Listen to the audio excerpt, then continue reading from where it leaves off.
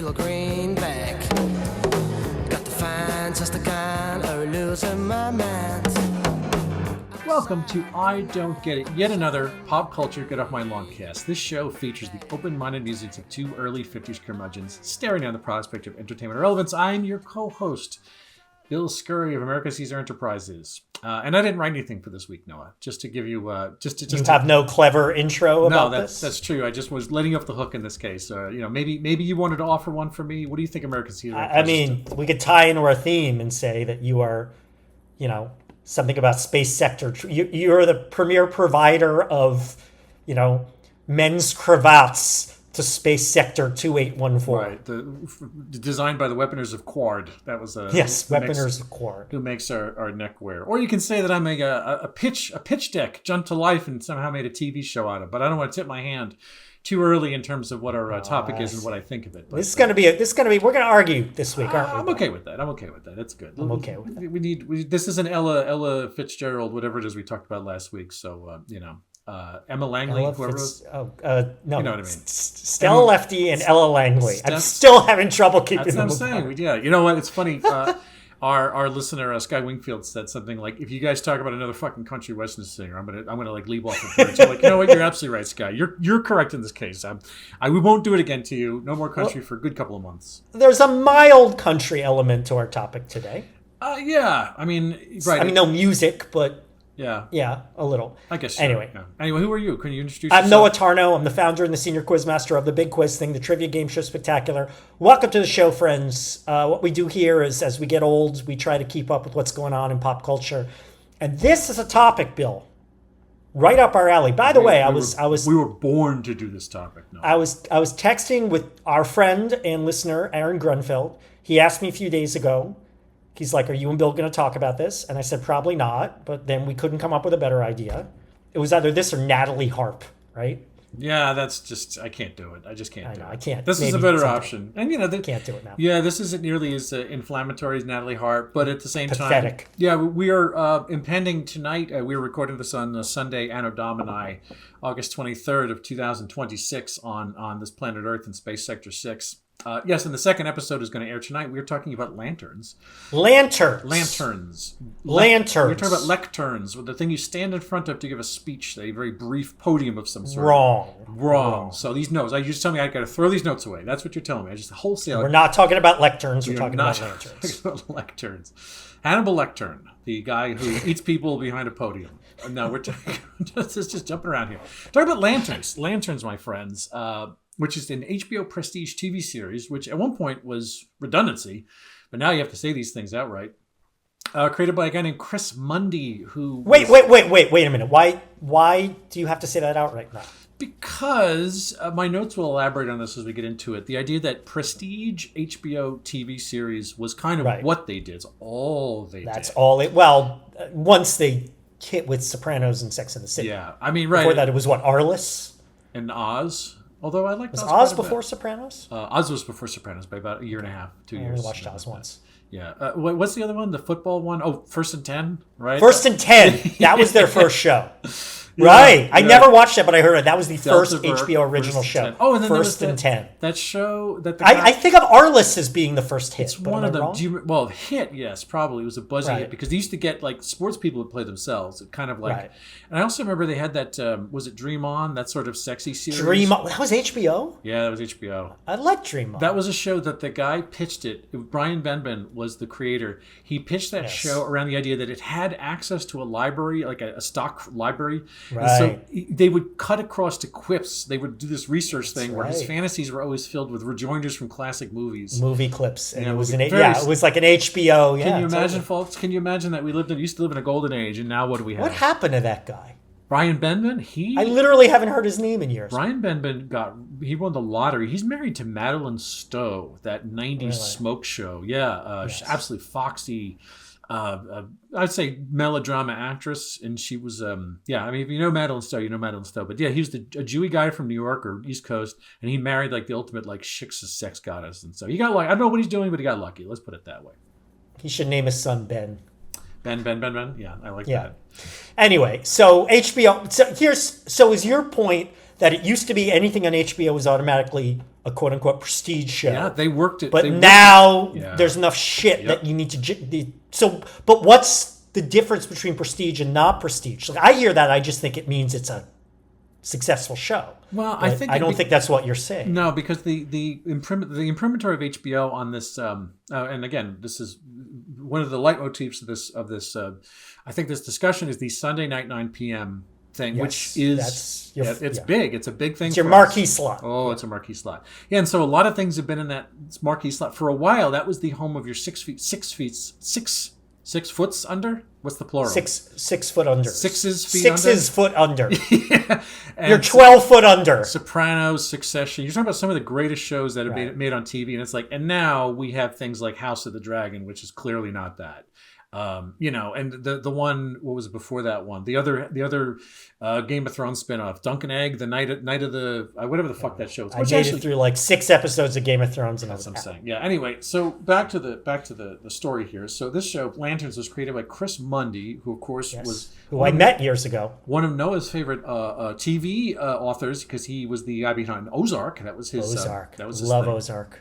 With the participation of Damon Lindelof, who's a genre guy. He did Lost, of course, was his thing, but he had more recent success with Watchmen and Leftovers, HBO guy, and Tom King, who's a big comic book talent, I would say. This is writer, yeah. So far as not I know, an artist, he's just a writer. This is the first. I think this might be one of the first TV shows he's sort of been involved with on an intimate level, because it's in the family. It's because it's in the comic book family. The guy's a DC Comics regular.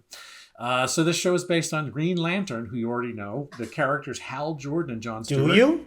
Well, Ryan Reynolds played Hal Jordan, and a whole generation of people know Jon Stewart because of the Bruce Timm cartoon. Apparently, I've been aware of this for a while. That's why he's my favorite Green Lantern. And a lot of people, you go down the line, people are more familiar with the Jon Stewart version, and that is their model. That's their proto Green Lantern is Jon Stewart, less Hal Jordan. But now, last couple years, because of the Superman movie, Guy Gardner.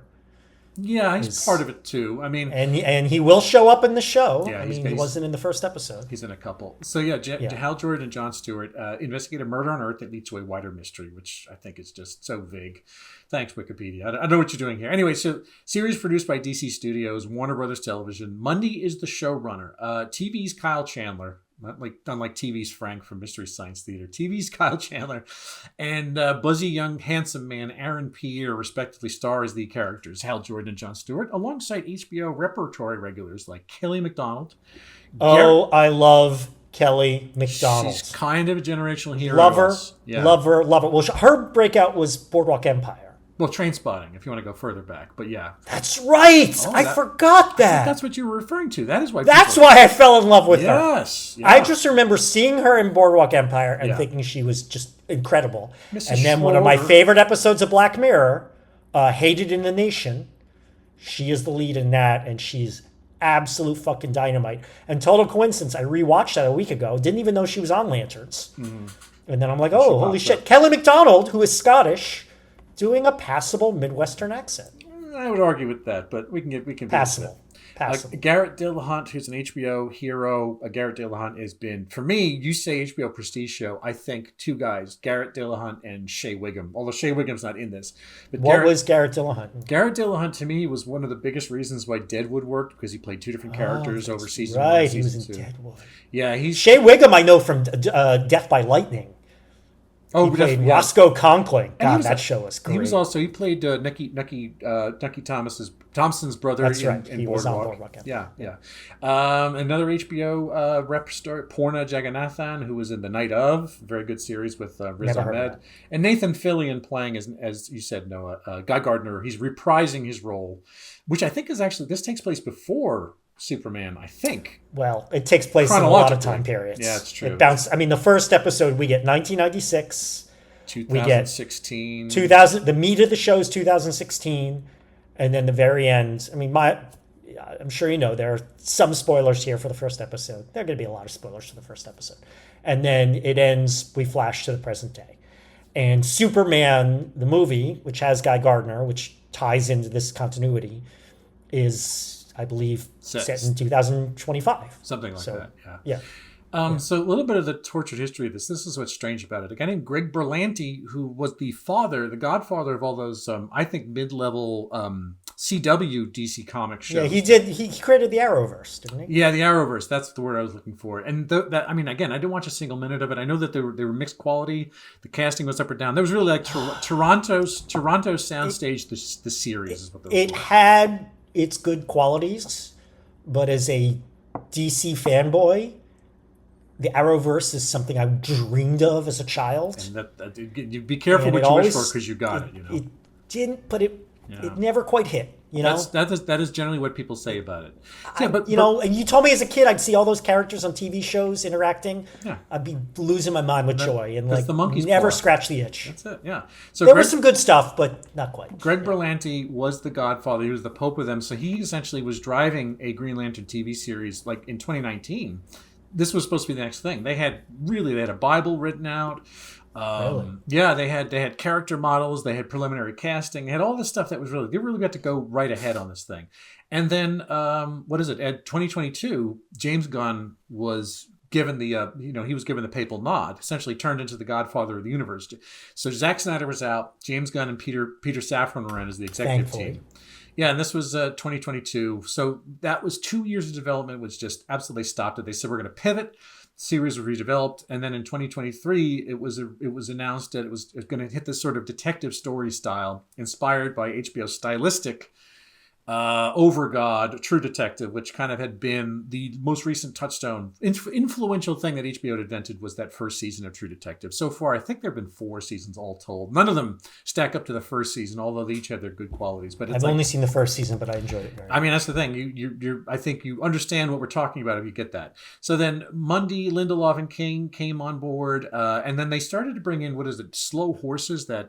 Apple? Hulu? I can't remember. I don't know. Never watched that. Yeah, so Slow Horses, they brought in some of the directorial talent. This guy named James Hawes was running a bunch of episodes. And it's obvious that, so stylistically, they were going for True Detective.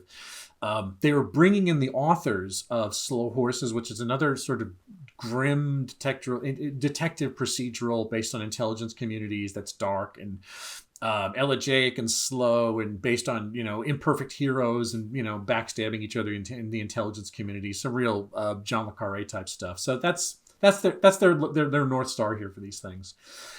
Principal photography was in Los Angeles, which they had to fight because I think it was going to be in Georgia, but Gunn said we want to make this a company thing because LA needed the production jobs, especially after the wildfires.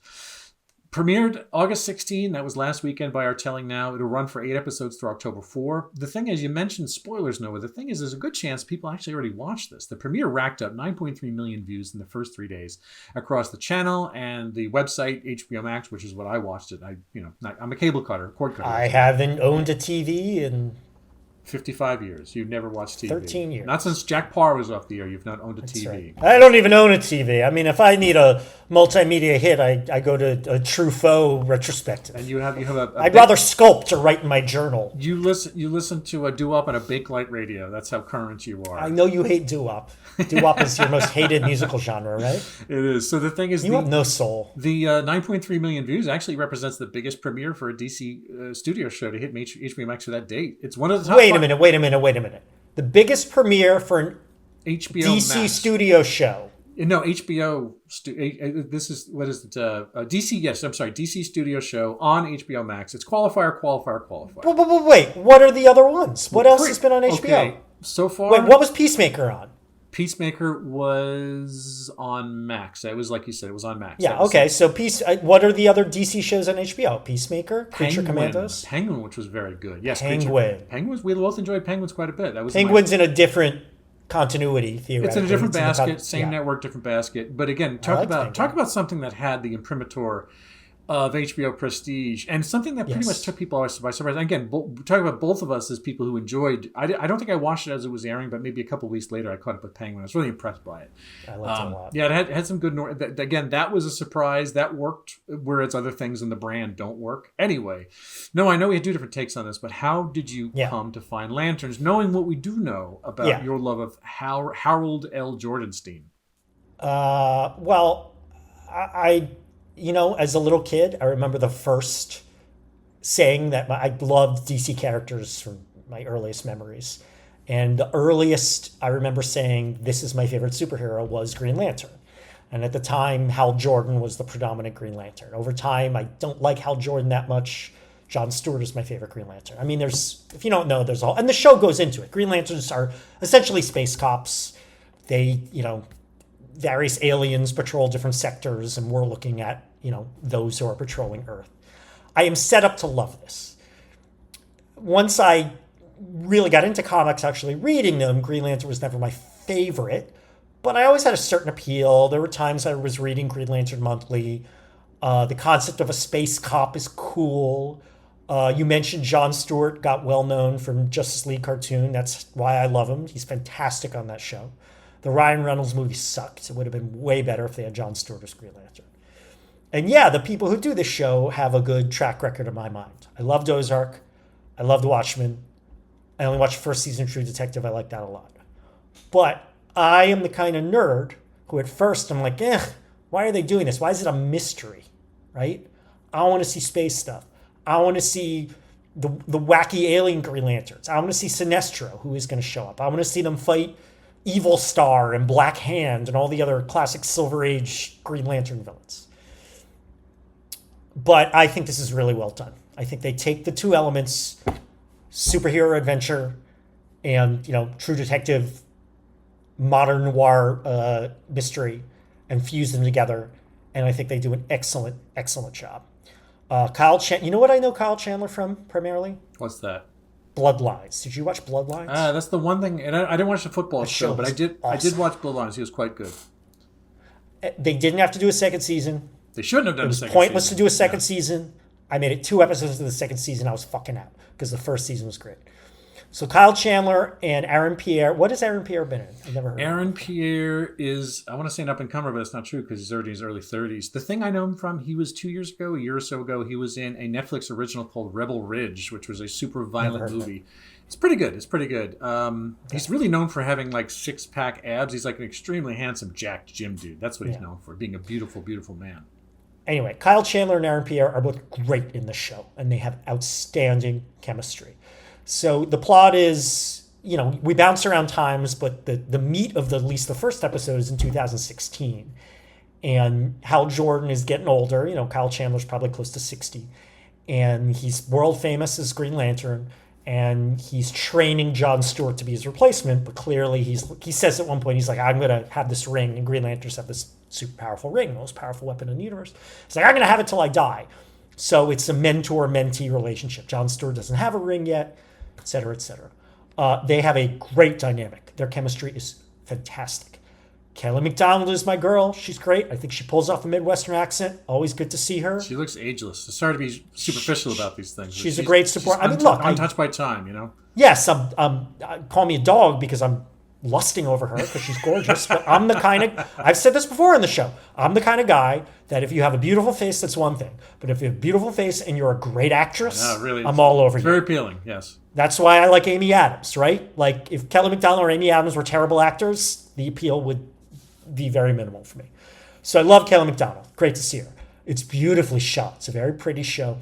They're in theoretically in Nebraska. Looks great. It's well paced. I mean, they bounce around times, but it works. It fucking works. They unravel the roots of this mystery in the first episode fantastically. There's a twist at the end that I did not see coming. The whole mystery might be something we didn't think it is, right? As I said, they incorporate the alien space aspects with Earthbound mystery, I think, fantastically. It doesn't overplay its hand in terms of the superheroics, though. You really only see the green ring effects minimally, but enough. I didn't go, that wasn't enough. I mean, if this had been a one and done movie, an hour-long movie, I wouldn't say there wasn't enough. But knowing more coming, my appetite is piqued, as we might say. Yes, I'm a comics geek who's sitting there saying, when are we going to get to, the alien Green Lanterns and Toma Ray and Mogo and all the other elements of the Green Lantern lore that I love. But then the discerning cultural consumer in me takes over and enjoys it for what it is, which is two genres fused very nicely together, very well performed, very well shot. I'm going to quote Glenn Weldon, in NPR Pop Culture Happy Hour, and I think he sums it up well. Quote, "The show owns that chewy, intriguing conflict, and at least in the early going, it lets the world of fun superhero child wish fulfillment chime against reality. Aliens grant you the ability to make anything you want. Those same aliens don't appreciate that doling out rings to different humans has repercussions because they cannot grasp the very concept of race." So that's the undercurrent of this. If it hasn't been clear, Hal Jordan's white. They're in Nebraska. Everyone's white, although I think that actress, Porno, what's her name, I think she's a person of color playing a white woman. She's South But Asian. Jon Stewart is black. That's not overplayed. It's in there. It's part of it. It's part of why I fell in love with Jon Stewart in Justice League, because that was an undercurrent of him, the black guy. He was from a tough neighborhood. He entered the Marines, and he became, a galactic superhero. I think the show's really well done. I think it does what I want it to do, and I can't wait to watch more. My experience is a little different, but the thing is, yes, it was. It's okay. What I want to focus on this part of the program up top. It's like there's a thing that I kind of caught myself doing here, especially the lead in my précis at the top was that whole idea of that HBO was once the sort of prestige TV home, and now it just makes a lot of stuff because that's the way all programming goes. We have a lot of prestige homes now. Well, that's the thing, and there's very little prestige in all the prestige homes from what it used to be. But here's the thing: there's a lot out there. The phenomenon I'm going to focus on myself. I'm going to bracket this for myself. Is that watching a pilot of a show, making a judgment about the entire course of the series based on the first impression. Now, of course, that's what we do with all art. That's essentially what happens. But in the age of endless streaming television, we have quite literally every day there's billions of new hours of TV that get squeezed into these little boxes, right? And we're trusted to keep binging a series we once started on account of it just being easy to remain rooted in place and don't turn it off. We need to account for the glut of prestige shows, though, like Severance, Widow's Bay, House of the Dragon, Pluribus, things of that like. That's kind of the class of thing we're talking about. The top of the product line. The 600 BMW as opposed to the 300 BMW, which is a reference I don't know anything about because I don't own cars. But you get my point. So the thing is, this show gave me an hour of TV, which for me is a little hard to reconcile, knowing what I know about the tortured development of this series, that they threw out one entire Bible, one entire creative team, one idea. It was the way things are. But when you're bracketed between administrations in the studio, the new guys throw out everything the old guys they disown it, and they said, "Oh, this is terrible. It's a stillborn child. Just kill this thing." Jettison from the airlock. Two different Warner Brothers regimes that had nothing to do with each other. In fact, they couldn't get more dissimilar than Zack Snyder's Warner Brothers comic book thing and James Gunn. That's two different flavors. Not even just two different flavors. Big improvement. Yeah, it's like eating spinach and plastic. It's not even food. It's just two different substances. Now, I recoiled watching the trailer. I don't know if you remember Noah watching the trailer, but it was buzzy when it came out. You know what I mean? The trailer, but like I said, at first I'm like, oh, I want Green Lantern in space. I don't want a mystery. Yeah. So the trailer made me go, I'm not optimistic, but I'll give it a chance. And hey, it worked for me. And that was the prevailing headwind from a lot of people. I mean, that was generally what was going on in any social media thing, is people were commenting on the idea that's like, this doesn't look like what it's supposed to look like, and I think I want something else from it. And then, of course, I think that your attitude about this winds up being, I think, what is stacked in its favor right now. Most of the reviews I've been reading, the quick returns off the first episode resemble more what you're saying than how I think about it. I thought that McConaughey Harrelson 2.0 was kind of a build, the True Detective thing. That did seem like it really seemed like it was a place the concept didn't belong, or at least I couldn't quite understand how it would possibly work there. And people at the time said they were cautioned, look, this is going to contain multitudes since it is a Sunday night, 9 p.m. HBO product. Now, the thing is, what I didn't like about the episode, I'm trying not to get stuck on it, is I hated how obvious it was from the jump. It was from the writing was obvious, the casting. There was no subtext in any of this whatsoever. But I don't agree. I know you don't agree. But the thing is that, here's the thing. This is my chance now to reform judgmental asshat ways and say that I will allow something to breathe beyond the first impression, which is generally how you should approach art, complex art, even in our belated age. But here's absolutely, and I'm open to the second episode sucking and me being disappointed. That's a total possibility. But just to put a point on it, this series screamed pitch deck. It screamed concept pitch deck because it was devised by the people who run HBO, Warner's HBO. And it was the creators were then stuffed into it retroactively and said, make this out of, rather than the guy coming and saying, I have a concept, we're going to make a thing. They found the guys once and they were given the concept, which is a different way to build a show. And maybe it will pick up from that. And this is the last thing I'll say is that it had a little bit of the feeling from the trailer, and the feeling of this pilot is a little bit of the we hate superheroes feeling of like not putting the X-Men in yellow costumes and trying to kind of like smudge comic book origins, because it's like, what does Scuzzball Hal Jordan make? He makes $1 and a beer can opener. Like it's kind of like, the idea that he's playing ironic with it. You're not showing the glamorous side of superhero heroism. What they're showing is like, this guy looks like he's a drunk or a louche jerk. Are you afraid? No, sir. Despite your misgivings about this program, as you said, many people have watched it. Many people have watched it. Scanning the reviews, it's getting pretty damn good reviews. Yeah. You are in the minority, my friend. Yes. I win, you lose. I'm a minority, yes. So why? Yes, Bill Scurry, white guy from Long Island. Why? Do you count as a WASP? Would you consider yourself a WASP? We're Catholic, Irish Catholic people. That's right, you're Catholic. Yeah, all you Gentiles are all the same. All you Goyim are the same. So why is this a hit, despite you thinking it's the worst piece of television in history? It's direct. Not since John Legg was almost the pest have I watched something so terrible as this. No, this has the imprimatur. This is an easy answer, right? This has the imprimatur of a prestige TV series. Again, starting with the 9 p.m. Sunday slot. That's a hall of fame of all-timer series. It's a place to put things that are essentially given a Star Chamber release at the gate. I will always give that time slot a fair shake, too, no less. HBO owned this, time slot for 20, that's their hour. That's their fucking hour. We will keep talking about the casting of dependable TV star Kyle Chandler, who steals full hearts and clear eyes, as the line went from the TV show. He was in Friday Night Lights? That was his thing. He was the coach, yeah. I haven't seen Friday Night Lights in years. He was Coach. I watched a few episodes. Yeah. I mean, but he's right now he's what looks like dependable character actor. He's that guy. And again, not cult hero. There's sort of a generational romance with us and Kelly MacDonald because of No Country for Old Men. Sorry, Trainspotting. Yes, and like you said, she's an HBO rep because she did all that good work on Boardwalk on there too. And the Aaron Pierre is very easy to look at. I think talk about. I mean, really, like a beautiful man, like a really handsome young dude. I think Kyle Chandler's a good-looking man. For an older guy, yeah. But it's like they have two different flavors. A lot of handsome men. A lot of beautiful people on this show. So Laura Linney's going to show up. Yeah, it's true. Speaking of Ozark, she's going to play a guardian of the universe. We hope. We don't know yet. That's a bold choice. We don't know. I've heard a couple of things about what she could be, but yeah, that's nothing. No, she is a guardian. I thought it's confirmed. No, it's not confirmed. That's the thing. Really?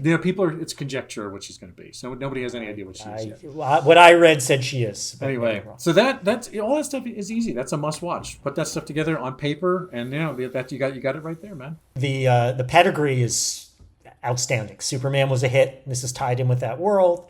Watchmen was a hit. Before that, Lindelof did Lost. Yeah, and people have leftovers. It was another thing. Leftovers was okay. I watched one season. Would I like Lost? No, maybe you actually. You know what? You would have to not know anything about it. So if you didn't catch up, I know they landed on an island and there's mysteries. That's literally all I know. It's really soapy. Yeah, it might work for you. Well, yeah, sometimes I'm like that. People are primed to like both of these genres. The detective slow burn has been, True Detective is a big example, but so many other the show Slow Horses, which I've never seen, and of course, we're in a world where true crime and detective and all that is very hot. And then, of course, we are in the world, we talked about it before, that you and I could never in our wildest fantasies imagine when we were kids, where the superhero story is so mainstream that people can handle variants of the superhero story, right? So this timing was great. It was very canny to unleash this upon us now. And, it's funny. I had this thought a few years ago when I watched... all the Spider-Man movies blend together for me. But what was the one where all the other Spider-Men show up from other Spider-Man movies? No Way Home. No Way Home, Brand New Day, Homecoming. They're all the same to me. Homecoming was the one with Michael Keaton as the Vulture, right? Yes. Yeah. I like that a lot. Anyway, I watched that movie and I marveled at how, no pun intended, the concept, the superhero concept, the thing you and I would have talked about if we knew each other when we were 10 years old, reading Crisis on Infinite Earths, of various Earths, and the Superman of Earth 1 and the Superman of Earth 2, and keeping all these things straight in our head. That is now fodder for mainstream billions entertainment. Of dollars in those movies, right. Absolutely, yeah. And now, while Lanterns has not unleashed that particular concept on us, although it would be really cool if Alan Scott, the Green Lantern of Earth 2, showed up. That was the original pitch, by the way. Berlanti's was supposed to be built around Alan Scott. Anyway, go on. Mark my words. If this makes it to season 3, and they've already confirmed to season 2, right? Probably. And they would love it. They would love a gay lantern. Let's put it that way. If it makes it to season 3, Alan Scott's gonna. I mean, he won't necessarily be from another Earth, but Alan Scott will show up in some form. But what this does that is of a piece with that is the time bouncing back and forth. Like I said, we have a flashback to 1996, and most of the story is in 2016, and then we flash ahead to 2026. And not to give too much away, but it's pretty clear that we're going to spend time in 2016, at least sometime in 2016. Maybe the bulk of the show will be 26. I don't know, but I strongly believe we will be visiting 16 on the regular, right? And I can just imagine, again, no pun intended, 20 years ago, 30 years ago, an HBO executive, any kind of executive saying, nope, the audience is going to go for that. You know the famous story, Stan Lee spent the 80s in Hollywood trying to sell Hollywood on Marvel movies, getting nowhere until, X-Men 15 years later. But he never gave up. And the famous story is the closest he came to making a Spider-Man movie in the 80s. Do you know the story? Yeah, it was going to be an actual monster spider thing. Peter Parker was going to turn into like a giant spider because the Hollywood view was that is what the audience can handle. A kid dressing Roger Corman, right? A kid dressing in a costume and swinging from webs is the public's never going to go for that. Even after Bill Cat, for God's sake, that was an incredibly popular show in the late 70s, early 80s. What? Oh, Greatest American Hero? Yeah, same exact concept, though. Yeah, sort of. I remember having a discussion with friends around the year 2000, like, wouldn't it be cool if we make a Watchmen movie? Wouldn't it be cool if we make a Watchmen movie? And I said, yeah, and you advertise it as, the greatest story in the history of comic books. And my friends were like, that's exactly not the way you advertise it, because that'll turn the public off. So, you're a space cop. No, I'm just being trained. No, I know the answer to this already. Would you have liked this as a kid? Oh, yeah. Yeah. Oh, yeah. I would have been all over this thing. And it's funny, I've never been a big mystery guy. I mean, when it's done well, I like it, but I'm certainly not someone who seeks that out. That genre doesn't jump out at me as like, oh, this is the way to do it. But I think if I were younger now, or I came up in the worlds of shows like that now, I would have a more natural affinity for it, because I think they are more, I don't know if mainstream's the word, but growing up, I always viewed mystery as this kind of niche thing, like Sherlock Holmes and Agatha Christie. Miss Marple, exactly. Right. Like and, when that stuff would be pushed in front of me, I didn't dislike it, but I never sought it out. And I think it's more suffused in other genres now, this being a big example. So I would have built up, I don't really mean a tolerance for it, but more of an enjoyment for it. So I think the show would hit all my buttons when I was young. That's funny. I didn't think about that, but you're right. The idea that mystery was not part of the diet because it wasn't a part of children's entertainment necessarily in the 80s. They were busy selling us toys and things like that. And of all the things... Yes, the Transformers were never trying to... find out who killed... solve a murder, Who murdered Sideswipe and left his body on the front step, yeah. Now, here's the thing. Like you, though, I watched any treatment of comic book bullshit as a kid because merely because it was extant, Noah. That's why. I remember rewinding and rewatching one scene on the Flash TV show over and over again because a character mentioned the name Grodd. I remember looking at the names of the streets and seeing that they were named after. It was the corner of Infantino and Kane, like that kind of thing. That's right. Yeah. Anyway, They do that in Batman comics a lot now. Yeah, but now it's not. Like that was. Yeah. What is it? The Batman, the Matt Reeves thing had it was like Robinson Heights was the name of the neighborhood. Like they've gone. They're still doing the thing. Anyway, like I this is why Dolph Lundgren Punisher and Matt Salinger Captain America movies got me to wait in a Blockbuster video queue in 1990. Were so bad. They're so bad. No, and we had to wait. We had to put ourselves on a wait list for the VHS tapes to become available because other people had them. I would not. We gathered around a TV at a comic convention to watch the rarely seen Fantastic Four movie that was never released. New World Productions, exactly. Yes. This is better than Steve Rogers with rubber ears sculpted on the mask, played by J.D. Salinger's son. That's right. Piece of shit movie with an Italian red skull. In brightest day, in blackest night, no evil shall escape my sight. Is the existence of lanterns akin in any way to the destruction of Coast City or Jon Stewart screwing up in Cosmic Odyssey and letting that entire planet die? What was that planet called? Jon Stewart took him. Mosaic. No, I can't remember what it was called. No, Mosaic was different. In the comics, took Jon Stewart. Basically, the story is he got cocky and an entire planet died, and the character carried that guilt in DC continuity for 20 years. Again, well done. This is why I like Jon Stewart. Anyway, is this in any way a sign of the apocalypse? No, I'm afraid to say it is not. No, sorry to disappoint you. But here's the problem. What this is, though, is just another little fucking tile on a streaming service, which is posted on Sunday night. And the fact that this. I mean, again, I think a lot of people watched it on a streaming service, as I did. But I mean, the philosophical problem with all this TV coming out is it's flattening 10 hours. In this case, 8 hours, actually, I guess.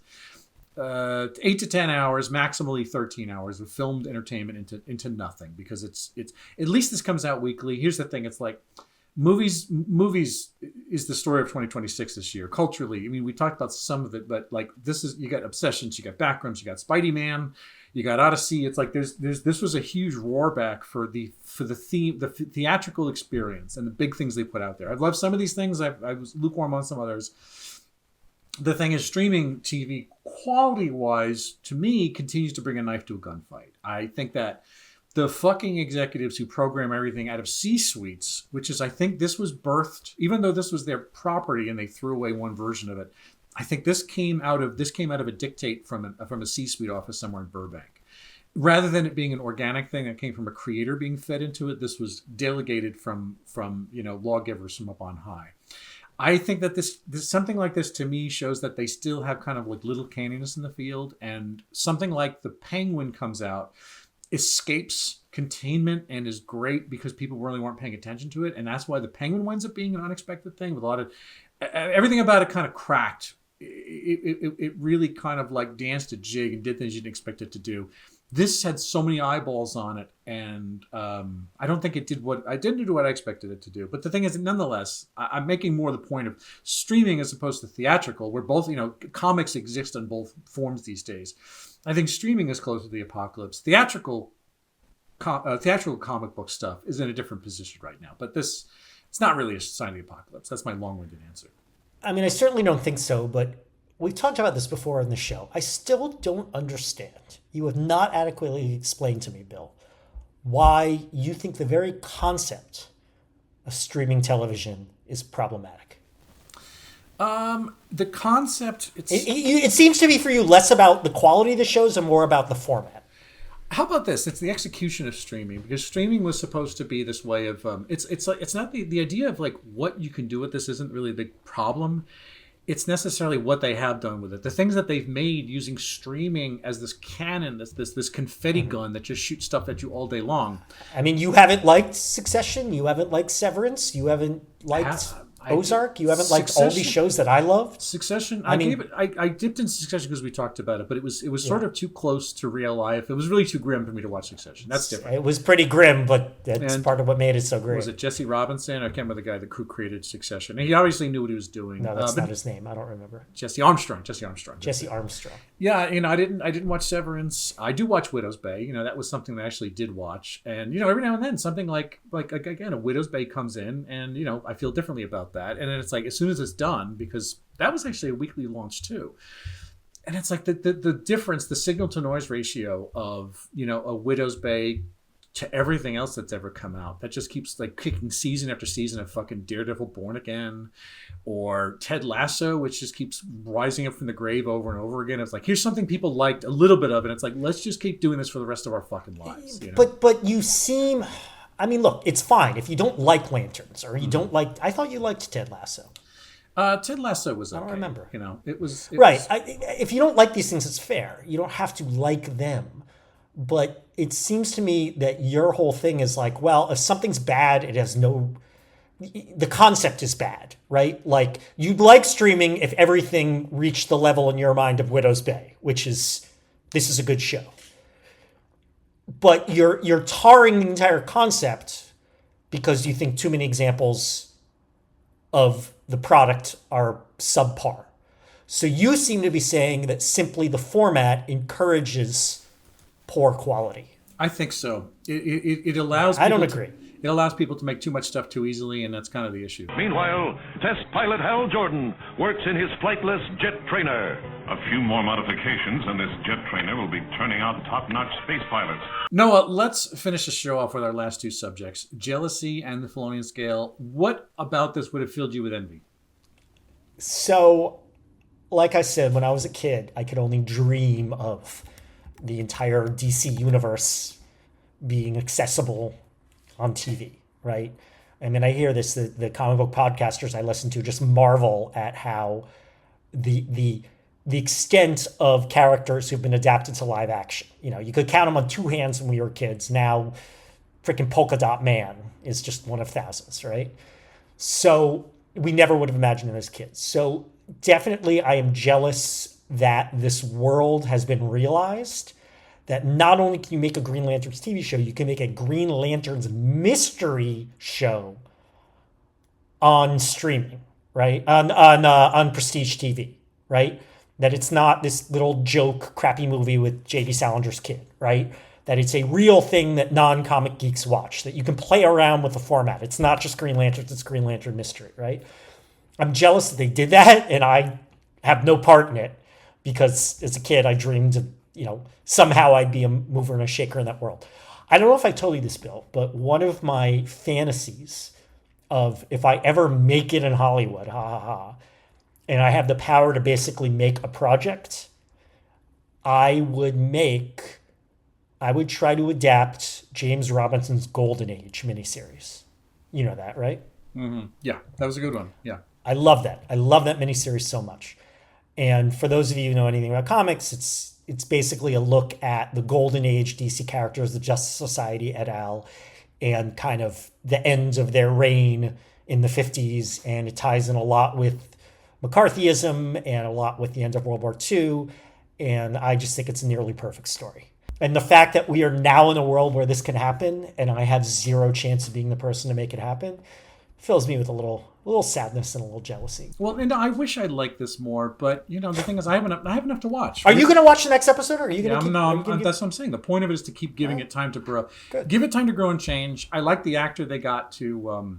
I got the actor they got to play Sinestro, who's played so far. There's a little bit of him in the reels. It's one of those dour. Yeah, he's not actors in the first episode. What's his name? I've heard of him. The actor's name is Ulrich. Ulrich. European something. Ulrich Thompson. Yeah, and he stars in those Thomas Vinterberg movies, and it's like that's really interesting casting. Yeah, but it's like I got enough to watch with without superheroes. I don't have much to feel envious about. I can let this go. I don't need to. I wasn't a Hal Jordan. What is it? Heat. I wasn't a Heat member from the. Remember the Hal Jordan, the guys, the first sort of comic bulwark of mean nerds with the guys who were angry at DC for turning Hal Jordan into Parallax in the first place after it was the something. Yeah, Hal Jordan went evil in the 90s, and then he was very clumsily redeemed. And it's very strange. The Parallax. Look it up or don't look it up anyway. But it's comic movie TV to me is a little bit fallow at the moment. Spider-Man aside, I didn't really love Spider-Man. So, I mean, it's making a lot of money, but creatively, it's not really leading the edge from the high points. So, Supergirl bombed, huh? Supergirl bombed outright too. Now, James Gunn, James Gunn has a mixed track record so far with Can't win them all. Yeah. So the thing is, my partisan fan allegiance to adaptations doesn't feel very compelling right now. So I'm kind of out of it a little bit. I'm just sort of letting it happen, and whatever they come up with, it's fine, Anyway, so tell me about You've given up on enjoying life, Bill. That's how you I make find it my sound. pleasure. What is it? I get my kicks above the waistline, sunshine, as they say in chess. What about the funny scale? What do you rank this thing? I love that song. You know, we did chess in college, and that scene tore down the house doing One Night in Bangkok. It was great.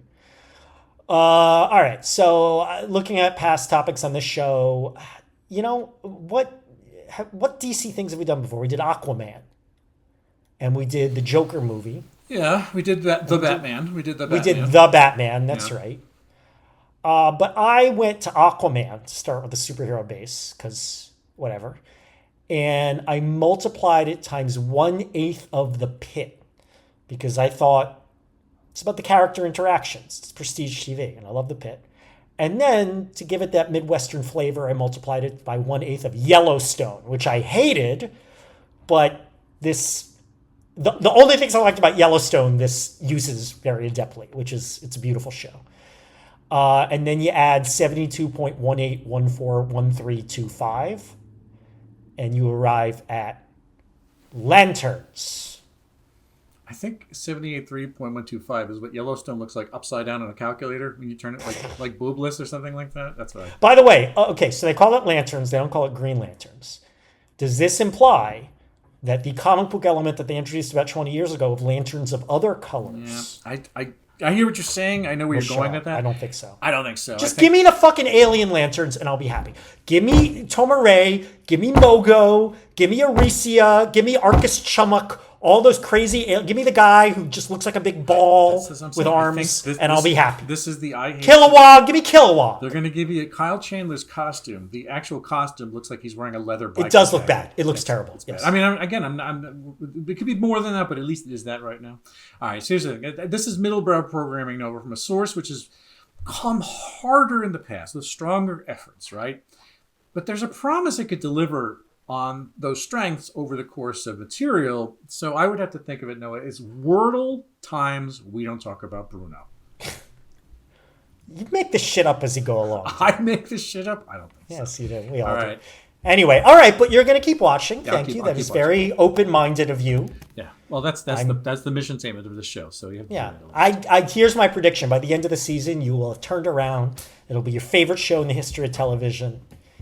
You will love it. I'll turn my chair around. Yes, you will. Right. You will write fan letters to Damon Lindelof and Chris Mundy. So I met Chris Mundy in the late 90s. He was a writer for Rolling Stone. And when I was briefly an assistant there, I met him. There's no way he'd remember me. But I knew the name. He wrote a lot. He was like a big writer for them. He wrote like cover stories and stuff. And then I guess he transitioned into TV. Good for him. Yeah, he's a busy guy now. All right, so with that, we're going to end this episode by telling you that you can find past shows of this very podcast on such services as Spotify, Apple Podcasts, Soundcloud, Google Play, Blue Sky us at noahandbillshow.bsky.social. Write to us, noahandbill, don't get it at gmail.com. Give us a review. I am on Twitter. No, I am on Blue Sky at billscurry.bsky.social. Twitter at William Scurry. Same thing with Instagram, that kind of thing. YouTube.com/amcaesar. You'll find all sorts of things that are fun to watch. And Noah keeps talking. He'll just plug where he is right now. I never stop. We do have a rare public event coming up in San Francisco in the Mission on September 30th, hosted by me. Details on that on our website any day now. And of course, we do corporate team building, fundraisers, private parties, you name it. We did a wonderful 50th birthday party last night. I'm headed to another event at my alma mater, Carleton College, in October. Looking forward to that for family weekend. And you can follow us on all the social medias, and you can follow me on Instagram at @the_Noah_Tarnow. All right, everybody. So until the next episode, when in brightest day and in blackest night, a lot of evil will escape our sight. We don't get it. A production of American Caesar Enterprises 2026.